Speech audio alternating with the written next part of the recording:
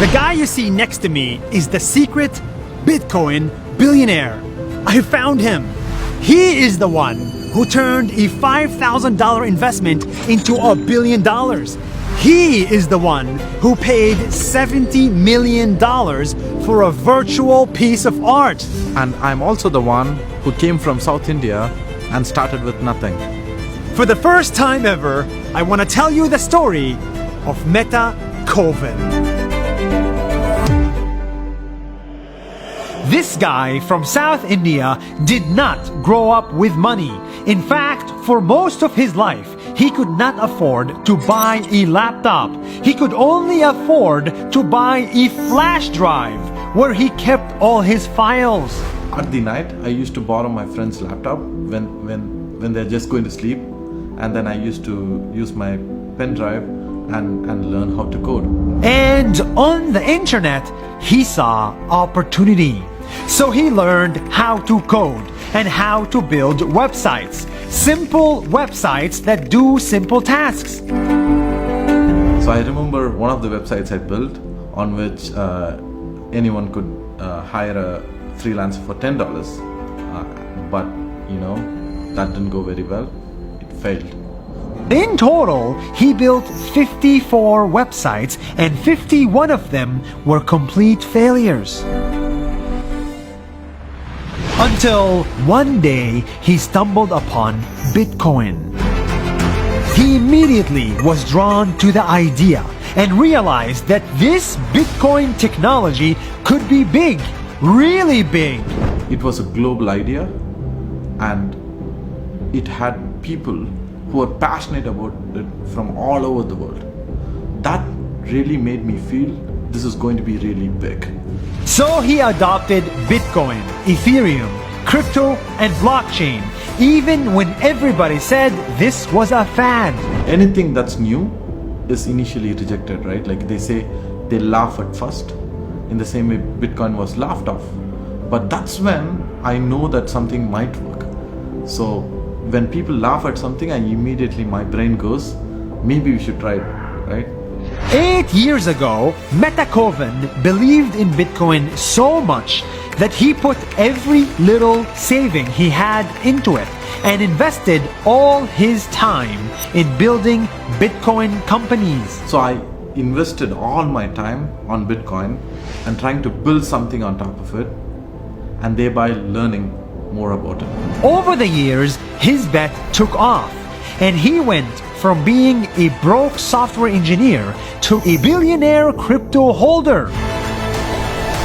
But don't expect the lifestyle of a billionaire, because in reality, nothing in his life has changed. He owns 0 cars, 0 houses, and 0 stocks. 99.9% of everything he owns is still in crypto. And that's how much I believe in it. This guy owns nothing in the real world, but he owns a lot in the virtual one, because he believes everything is going virtual. Money is virtual, land is virtual, and art is virtual. Apparently, his jacket is also crypto. How exactly is this crypto? Actually, there are only 40 pieces of this in this world, and this they call it a Genesis edition, right? And this is attached to the blockchain. There's an address here, right? So if you go on the blockchain and type this address, you will see that that's an NFT, and you'll see that I own it through my address. And there's an RFID chip right here. Oh my God! Which points it to that, yeah. What? Yeah. And how much is this jacket? I paid $600. That's why last week he made headlines for buying digital art for $70 million from an artist in America. 69 million. I think it probably means digital art is here to stay. I'm going to Disney World! It's the most expensive virtual purchase ever. What went through your mind when you clicked buy? At the auction, my mind was, like I had nothing in my mind. I was okay, I'm going for it, that's it. And actually the the funny part is, a lot of people think I was nervous and stuff. I was not. I knew this was happening, and I had to do it, so I did it. In my fund, which is Metaverse, we are planning to build this monument in the Metaverse, which is a virtual space.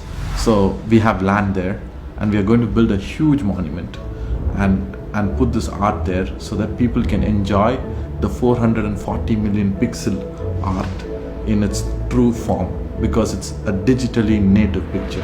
For this guy, buying a $70 million piece of crypto art was not just an investment, it was an act of support. He wants to support creators, artists, singers, musicians, people from all around the world, from any race, any gender, any color. People around the world have prejudices, and that gets me really angry, because you have to look at what people do and not how people look like or where they are from and make your conclusions. Time and again, whenever I've been rejected from something, like an investor or someone, he'd always tell me I don't have pedigree. And I hate that, because you never gave me a chance, right? And if you look at what I do, maybe you'll reconsider your decision. And I think it's the same for everyone in this world. If it wasn't obvious by now, this is not about money. This is about decentralization. Decentralization is the idea that value will not come only from the West. It'll come from the rest. The next Gucci will not come from Italy. It'll come from Jordan. The next bank will not come from New York, it'll come from Vietnam, and the next billionaire will not come from San Francisco, they will come from South India.